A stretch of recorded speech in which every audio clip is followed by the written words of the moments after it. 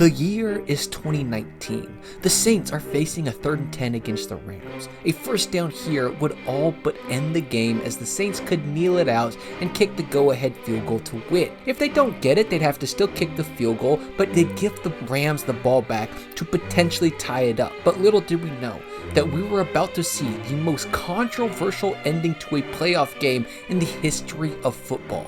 But how did we get here? Why is it so controversial, and why did the city of New Orleans tank Super Bowl ratings after this? That's all going to be answered, but before we get there, the season is right around the corner, and if you're like me, you want to go watch some of these high-impact games live, and I've been looking for the best deal on NFL tickets, which is why I'm glad to introduce today's sponsor, SeatGeek. They are the #1 rated ticketing app with over 70,000 events on SeatGeek, so you'll never have to worry about missing a live game. They put all the tickets from across the web on one convenient place, so you can be sure that you're going to get a good deal, because they'll rate each of them on a scale from 1 to 10 to guarantee it.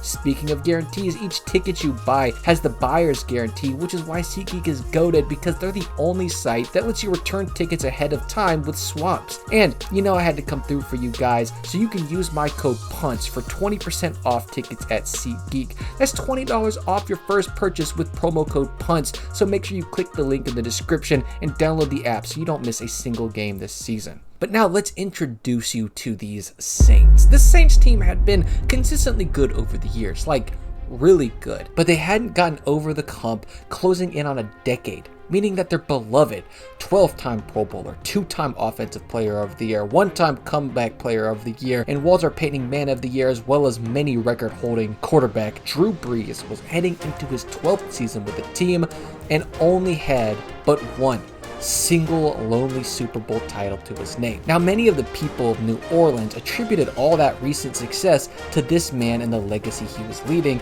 and I think watching them flounder since his retirement in 2021 shows you just how much of an impact he truly had. But the 2018 season was by far one of his best years. Aside from losing a 48-40 shootout to division rivals Bucks, where Brees still threw all over them for 400 yards, he led his team on a 10-game win streak with close wins against the Browns, had another shootout with the Falcons, he blew out the Giants and the Redskins before sneaking out a win against the Ravens, and then would follow that up with back-to-back comfortable 10-point wins against the Vikings and, oh hey look, it's the Rams, who up to this point hadn't lost a game. They then slaughtered the Bengals and the Eagles before a nice decisive victory against Atlanta, before receiving their second loss of the season to the Cowboys in an absolute grindfest between amazing punters. The regular season ended with a revenge match against the Bucks, a weird ending to the game against the Panthers, where, let's just sidetrack for a second, there was a failed 2-point conversion that moves the Panthers within 2, and then they failed to lock away the game by fumbling the ball through the end zone for a touchback to give the Panthers the ball back with 2 minutes. But anyway, aside the point, they'd still win.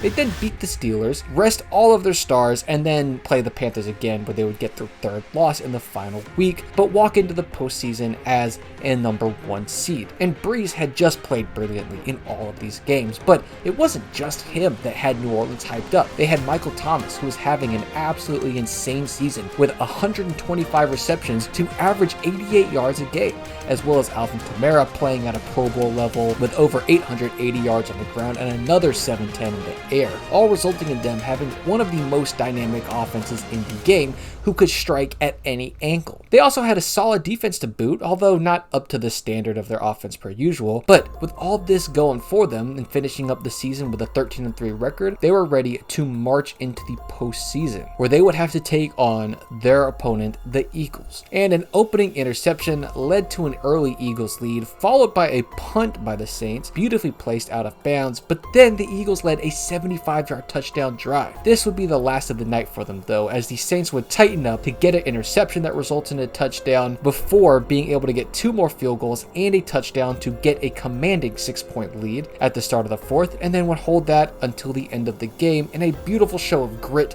and ability to claw back and stay in the game, which would take them to the conference championship, where we would have to play the Rams. Now these Rams, where did we see them last? Week 9? Oh yeah, against the Saints, who had just handed them their first loss, which I guess should tell you that they were on a bit of a hot streak themselves. In fact, their offense was flying just as high as the Saints. led by Jared Goff, they scored over 30 points on 6 of their first 8 games. And heading into that 9th game, where they only lost to the aforementioned Drew Brees-led Saints in an absolute shootout, they would then take their anger out on the Seahawks and then give us one of the most entertaining regular season games against the Chiefs, and then handily beat the Detroit Lions, where they would start eyeing their quarterback Matthew Stafford. Now that's a different story for a different time. They would then sort of stumble their way through the last 4 games of the season with a playoff spot all but guaranteed, where they'd lose to the Bears in an ugly game, go on to lose to the Eagles the week after, before waking up a bit and dismantling the Cardinals 31-9 and dominating the 49ers by dropping 48 points right on their head, which would give them a number 1 spot in the playoffs. So going into those playoffs, they had the number 2 ranked offense in the season, sitting only behind the Chiefs, and they were ready to roll, especially as their first game was against the Cowboys, meaning it's essentially a bye week as they won 30-22. And although the score was relatively close, we all kind of felt like the game ended when the Rams stuffed Ezekiel Elliott on 4th down before driving 65 yards in 7.5 minutes to put them ahead 15 points midway into the 4th. But with that game behind them, it was time to take on their hardest challenge this season. Their first season loss, their boogeyman,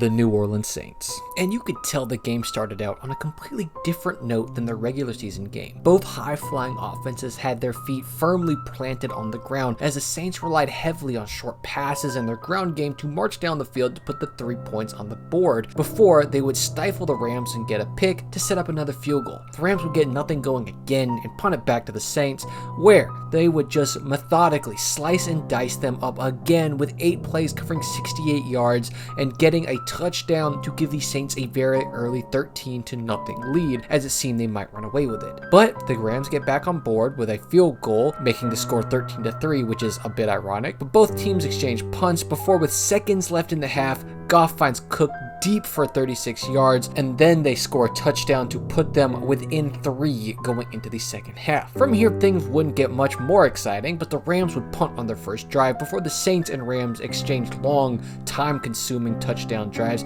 to bring the score to 17-20 in favor of the Saints. 3 punts later, the Rams would be able to tie it up, as everybody within 4 minutes left of this game was on the edge of their chair, watching Drew put on a masterclass. Despite needing to run the clock off, they were passing on almost every down because Brees was unstoppable. Dagger after dagger, whittling them away until bang, 43-yarder to Ted Ginn to set the Saints up in prime scoring position, and the Rams saw the writing on the walls as they took them to the 2-minute warning. Brees threw it incompletion, so the Saints called the first timeout. But after Kamara run for no gain, the Rams had to start calling their own timeouts, which was their second of the half, since they had to waste one earlier in the 4th thanks to miscommunication happening on the Rams offense, leading us to 3rd and 10. Ball on the 13, a minute 48 left in the 4th.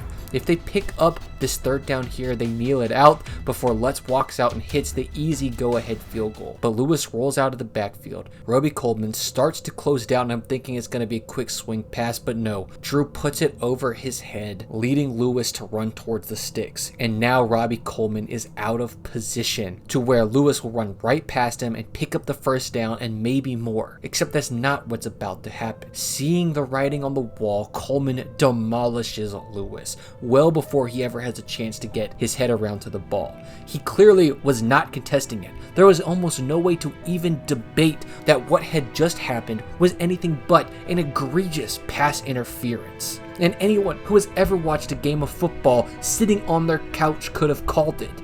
But we all waited and waited, and the flag never came. That's right, this play, a player getting speared with the ball flying towards him and the game on the line, did not get called for a pass interference immediately, and there was nothing that anybody could do since pass interference plays are not reviewable. Saints kick the field goal, Rams get the ball back and tie it up. They go to overtime and win the game. Now, the Saints do get a pass interference call in overtime, but it only makes it worse because this little tangle up in the secondary gets called as opposed to the egregious one earlier that game. But as it ends, the fallout in New Orleans was brutal. Super Bowl ratings were through the floor in New Orleans specifically, as it earned an overnight rating of 26.1, down from over 40 from the year prior as people protested in the French Quarter. It was the lowest rated Super Bowl in the city of all time, and that wasn't the worst of it, because the second rated offense of the year was about to go play against the fourth rated offense of the year, and while there was still that chance that, hey, that we were still going to get a decent Super Bowl even though it wouldn't be between two legendary quarterbacks, instead we got what many consider to be the most boring, dull, lifeless Super Bowl of our lifetimes, despite the fact that it did have the longest punt in Super Bowl history, showing that even the NFL gods didn't approve of this unholy matrimony. And this play is still commonly cited as one of the worst missed calls of all time, which is why this game is one of the most controversial playoff games in the history of football.